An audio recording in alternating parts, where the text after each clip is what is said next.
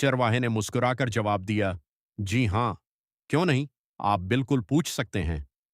वजीर ने कहा, मेरी 3 शर्तें हैं। सबसे पहले ये बताओ कि दुनिया में सबसे ज्यादा तेज रफ्तार चीज कौन सी है।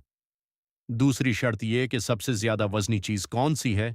और तीसरी शर्त यह कि सबसे ज्यादा कीमती चीज जिसे खरीदा न जा सके वो कौन सी है। जब चरवाहे ने तीनों सवालों के जवाब दे दिए तो सब हैरान रह गए। पहला सवाल, दुनिया में सबसे तेज चीज क्या है। जवाब, इंसान की सोच। दूसरा सवाल, सबसे वजनी चीज कौन सी है। जवाब, एक गरीब के सर पर मौजूद कर्ज जिसका बोझ उसकी रूह तक महसूस होता है। और तीसरा जवाब यह है कि इंसान का सबसे बड़ा सरमाया उसका एतबार और यकीन है। चरवाहे के ये दानिशमंदाना जवाबात सुनकर दरबार का हर शख्स हैरत में पड़ गया कि इस मामूली चरवाहे के पास इतना इल्म कहाँ से आया। उसके बाद बादशाह ने कहा, बाकी बातें छोड़ो, अब हमें उस मलका के पैगाम पर अमल करना चाहिए और उसकी बताई हुई मंजिल की तरफ कदम बढ़ाना चाहिए। ये तय होते ही बादशाह, वजीर और वो चरवाहा एक सफर पर रवाना हो गए। दौरान सफर उन्हें रास्ते में एक शख्स मिला। उसने सलाम के बाद कहा, बादशाह सलामत, मैंने सुना है कि आपके साथ एक बहुत ही अक्लमंद और आलम शख्स मौजूद है। मुझे उससे एक सवाल पूछना है। चरवाहे ने, जो अब बादशाह का मोतमद बन चुका था, कहा, अगर तुम हमें पानी पिलाओगे तो मैं तुम्हें ऐसी कीमती बातें बताऊंगा जो जिंदगी भर तुम्हारे काम आएंगी। लकड़हारा बोला, ठीक है, बताओ। चरवाहे ने कहा, पहली बात, जब भी तुम किसी नए शख्स से मिलो तो उसका नाम और पता लाजमी पूछ लिया करो।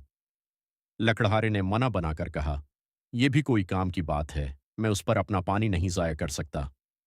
चरवाहे ने कहा, चलो दूसरी बात सुन लो, कभी भी अपनी बीवी को अपने दिल का अपनी बीवी को कभी अपने दिल का हाल मत बताना। जैसे ही लकड़हारा घर पहुंचा, इसने अपनी बीवी को जाकर बताया कि मुझे एक जादुई बीज मिला है।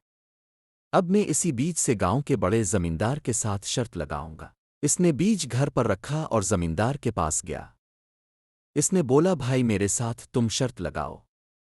इसने ऐसी बात की कि जमींदार हैरान हो गया और बोला, ऐसा कैसे हो सकता है। इसने बोला, हो सकता है। जमींदार ने बोला, अगर ये तुम्हारी बात सच है तो मैं तुम्हें 10 भैंसें और 100 एकड़ जमीन दूंगा। अगर ये बात झूठ है तो मुझे तुम क्या दोगे। लकड़हारे ने बोला, तुम्हारी मर्जी।